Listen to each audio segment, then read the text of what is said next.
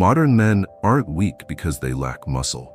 They're weak because their minds are a mess, their emotions are fragile, and their inner world is hollow.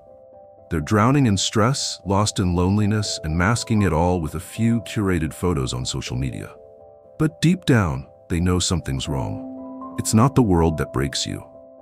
It's you who let it invade your mind. Stoic philosophy, over 2,000 years old, doesn't offer comfort. It gives you tools to become unbreakable. In this video, I'm going to share 10 core Stoic principles to help you forge an iron inner world, not to escape reality, but to stand firm in the middle of it. If you've ever felt lost, watch this till the end. This isn't entertainment. This is a map for life. Before we begin, don't forget to subscribe and like if you're new here. It helps me keep bringing you more valuable content.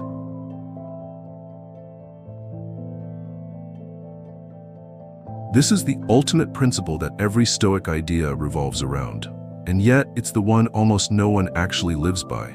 Even though everyone nods along when they hear it, the modern man is crushed under the weight of things he never had any control over. He wakes up, opens his phone, and gets hit with war updates, economic collapse, climate disasters, social media drama, and lets all of it dictate how he feels. He lives in a constant state of anxiety, insecurity, and anger. Why? Because he doesn't know or doesn't dare to sever his attachment to things outside his reach. Epictetus said, "Some things are up to us, some things are not." That's the survival line. A Stoic man doesn't live like a leaf blown around by life. He only focuses on what he can change. He doesn't lose sleep over what people say behind his back. He doesn't get furious when it rains just as he's heading out. He doesn't fall apart when a woman rejects him. Because he knows this, his emotions are the only thing he truly owns. And once you gain control of your emotions, the outside world no longer owns you. Here's the question. Do you have the guts to let go of your need to control everything? Because this is the painful part. Your ego wants to grip it all. It refuses to accept the truth that no matter how loud you scream, how hard you pray, how much you hustle, there are things you simply can't change. And if you don't learn that lesson, it will crush you. The world doesn't care how you feel. But if you learn to focus on what you can control, your actions, your attitude, your discipline, your response, then you don't need the world to be kind. You're strong enough to stand in the storm and not flinch. Want inner peace? Don't go looking for soft music or YouTube meditations. Start by listing every single thing that's been making you anxious. Then ask, which of these can I actually control? If the answer is none, then let it go. Every time you release something you can't control, you reclaim a piece of your peace. No fluff, no magic, just disciplined thinking. Every day, every moment. Peace doesn't come when the world goes quiet. It comes when you stop letting it control you.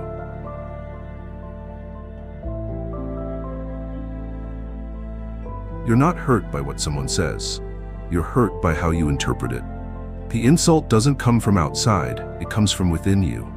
And if you can't control your reaction to nonsense, you're not as strong as you think you are. Someone might call you a failure, worthless, or worse. You've got two choices.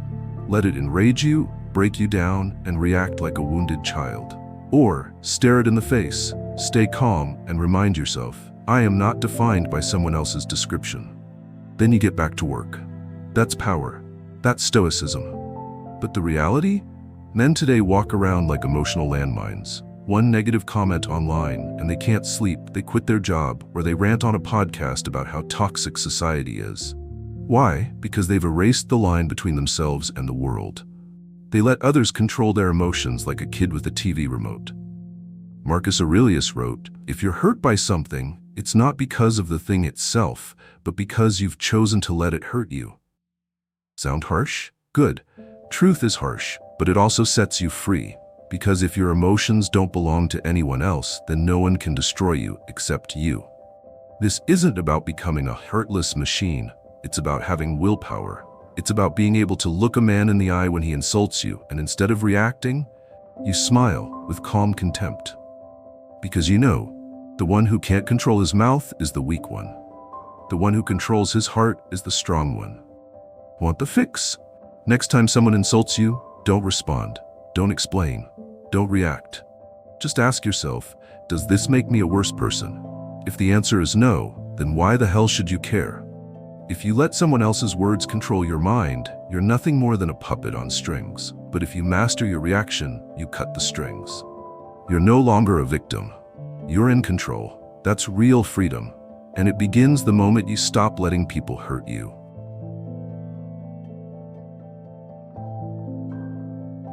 Here's the truth. Nothing is yours forever. Not your money, not your body, not your relationships, not your status, not even the people you love.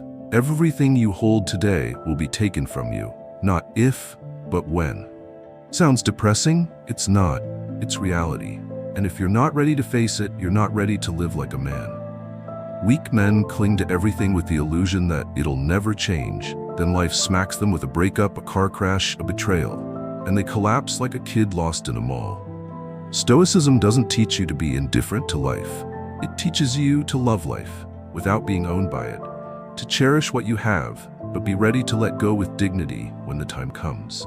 Marcus Aurelius said, "Do you love someone? Remember they're only on loan, not yours. Act like you could lose them at any moment, because one day you will." A man's suffering doesn't come from loss. It comes from blind attachment. The woman walks away, but you're still addicted to her ghost. The money disappears, but you're bitter because you tied your worth to it. You think you deserve an easy life, and when it doesn't show up, you feel insulted. The world owes you nothing. It offers opportunities, and it can take them back anytime. The question is, will you cry and complain, or will you walk forward with a cold smile because you saw it coming and you were ready? A Stoic practices premeditatio malorum, visualizing loss, pain, failure, not to live in fear, but so when it comes, he stands firm. No panic, no blame, no collapse, just readiness. So next time you catch yourself clinging to a person, a thing, the result, ask yourself, if I lost this right now, who would I be? If the answer is, I'd be nothing without it, then you're living wrong. You own nothing. Everything is borrowed. And once you fully accept that, you'll feel the kind of freedom the world can't touch. Peace with no conditions. If this video made you think, hit like now. Comment below. How have you applied Stoicism in your life? Stoic success, unbreakable mindset, total control.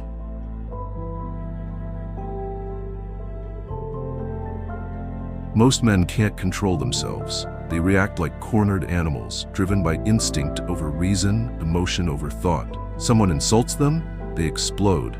Something bad happens, they panic. A new opportunity shows up, they dive in like a bloodthirsty gambler without a second of analysis. That's not strength. That's weakness dressed up as impulsiveness. And it's the fastest road to failure.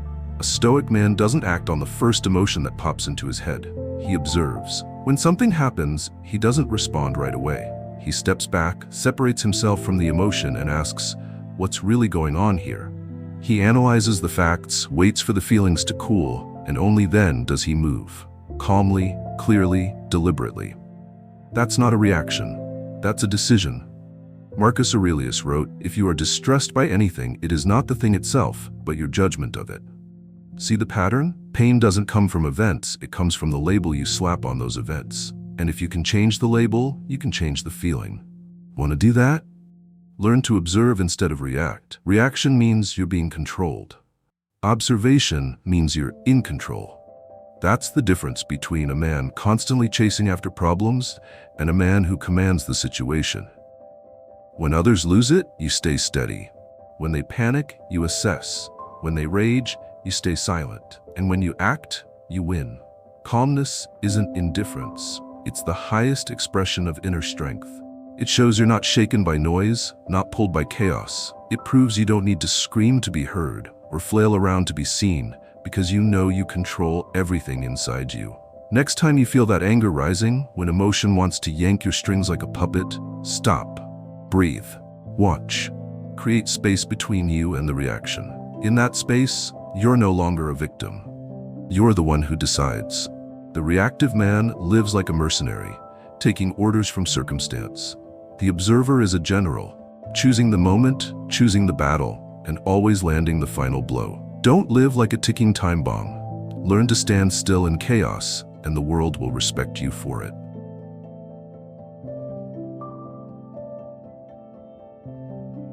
Modern society is wired to blame.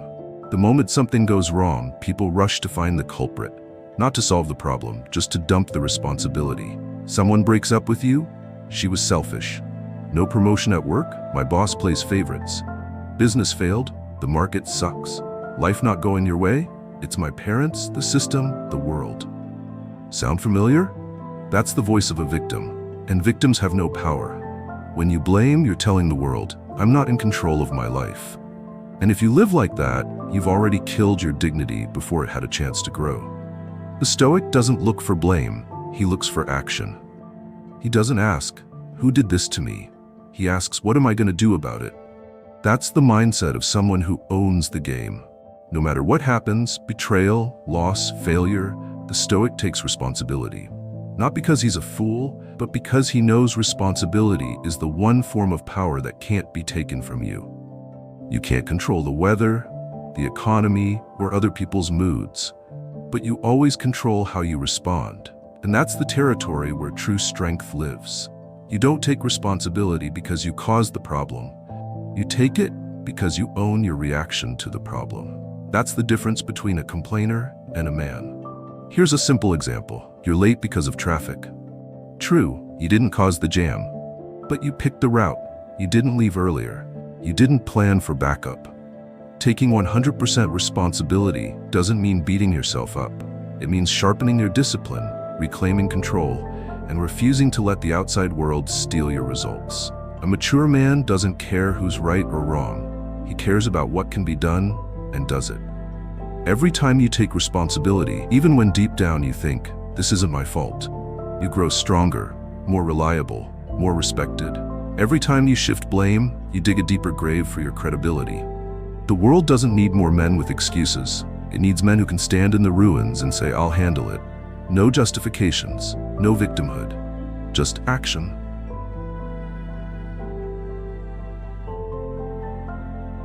Most men don't fall apart because they're weak.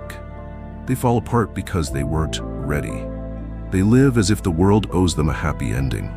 They walk into life thinking everything will work out, and when life punches them in the face, job loss, death of a loved one, betrayal, brutal failure, they freeze, then collapse as if it was never supposed to happen to them. That's a deadly illusion, and Stoicism is the antidote. One of the most powerful Stoic practices is premeditatio malorum, visualizing the worst-case scenario, not to obsess, but to familiarize, so that when it does happen, you don't panic. You've already met it in your mind. You've already had the conversation with loss. You've rehearsed grief. You're not surprised anymore. Marcus Aurelius, a man who ruled an empire, reminded himself every morning, today I will meet people who are rude, deceitful, arrogant, jealous, and selfish. Not because he was pessimistic, but because he refused to live in delusion. He wanted to be prepared.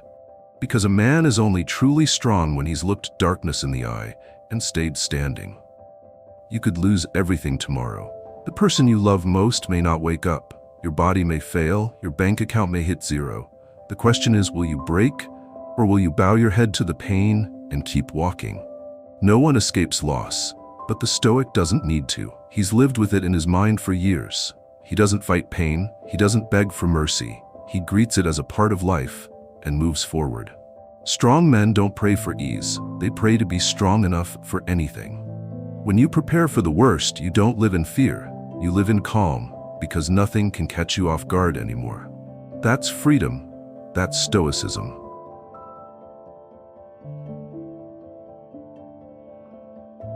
If you live for applause, you've already sold your freedom.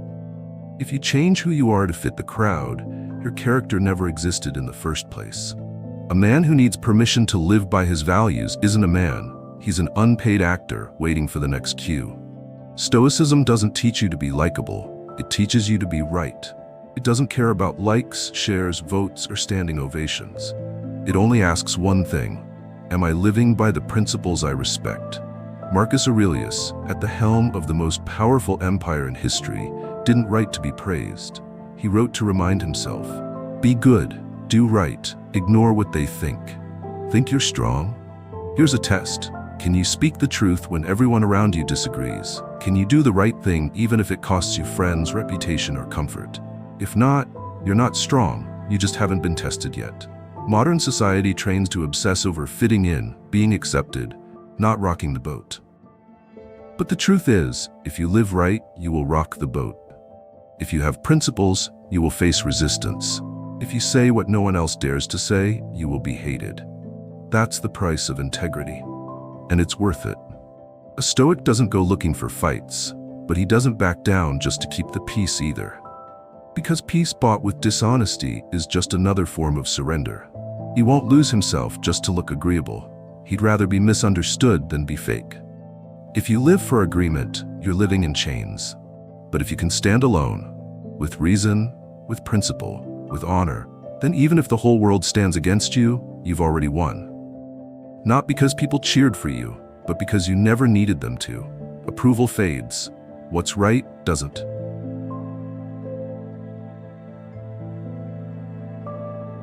Don't fool yourself into thinking you're a victim when life slams you to the ground. It doesn't hate you.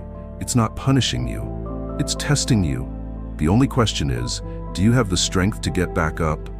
Modern men are raised on lullabies like everything will be okay, just try hard and good things will come. If you're suffering, life is being unfair to you. Sounds comforting. It's also poison for your backbone. Here's the truth. Pain doesn't mean you're on the wrong path. Sometimes it means you're finally on the right one, and the right path is never easy. A Stoic never asks, why is this happening to me? He asks, who will I become because of this? Every betrayal, every loss, every crushing blow, it's not a punishment from the universe. It's a custom-made training session. A challenge designed to forge steel out of blood and sweat. Who do you want to be? A guy who's only strong when things are easy? Or a warrior who can smile even as he bleeds? If you can only live joyfully when skies are blue, you're still living like a child. A real man finds meaning and even strength in the middle of pain. Seneca wrote, "Difficulties strengthen the mind, as labor does the body." So when you're rejected, when your job falls apart, when the person you love walks away, what do? Complain like everyone else? Or walk into a room, close the door, look in the mirror and say, "Thank you, life. You just gave me a chance to evolve." Pain doesn't make you weak. You're weak because you believe you shouldn't have to feel it. But if you change your perspective, you'll realize pain doesn't pull you down. It carves you deeper, so you can stand taller, firmer, stronger. Steel is never forged from roses. It's forged in fire. Look your pain in the eye and greet it like a teacher. Because it teaches you what no school, no book, no speech ever could: real power from within.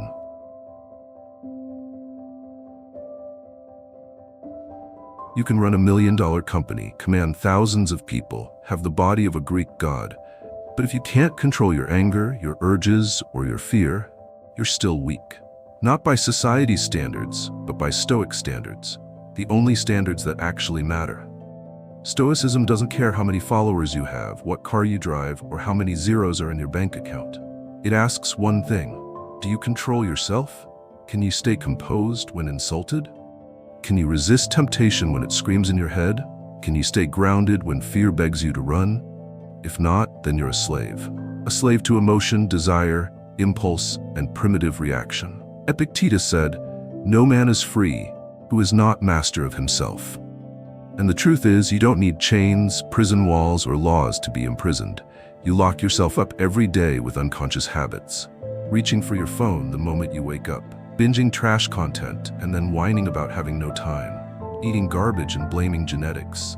Sleeping around irresponsibly, then blaming women for the aftermath. Every one of those choices is you bowing to a master, not the outside world, but the beast in your own head. Self-control isn't about repression. It's freedom. When you master your cravings, no one can lead you by the nose. When you master your reactions, no one can manipulate you.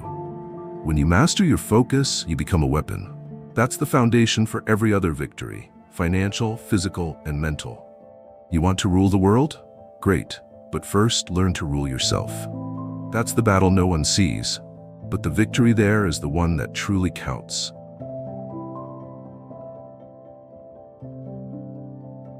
Most men today are trying to buy validation. Cars, watches, houses, clothes, luxury vacations, not because they need them, but because they want to be seen as somebody. They live through the eyes of others, spending money like a weapon to cover up the emptiness inside. But here's the truth. The more complicated you are, the easier you break. The more you rely on what's outside of you, the easier it is to be controlled. Stoicism doesn't condemn possessions. It despises dependence. A Stoic isn't against having much, he just refuses to need much to feel worthy. He chooses simplicity, not out of poverty, but out of freedom.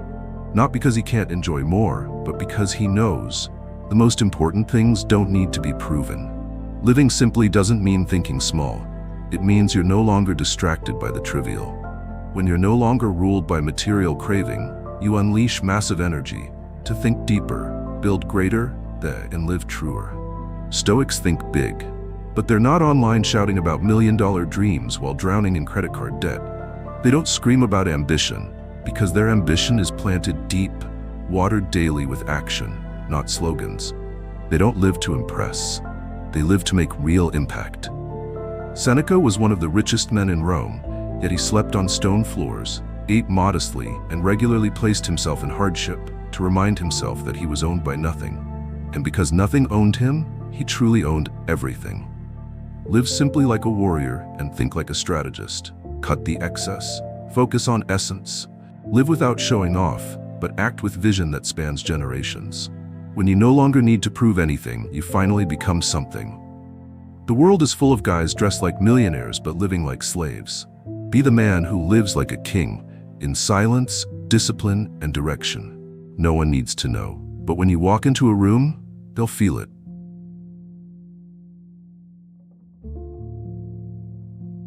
Inner peace isn't a temporary feel-good state.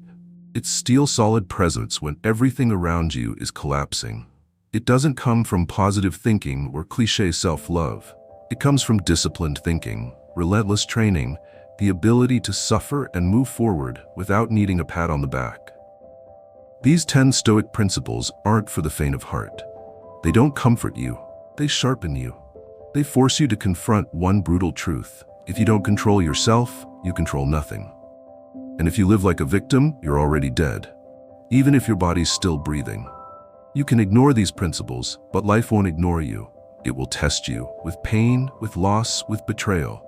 And when that time comes, there's only one question worth answering. Are you ready? Thank you for being here.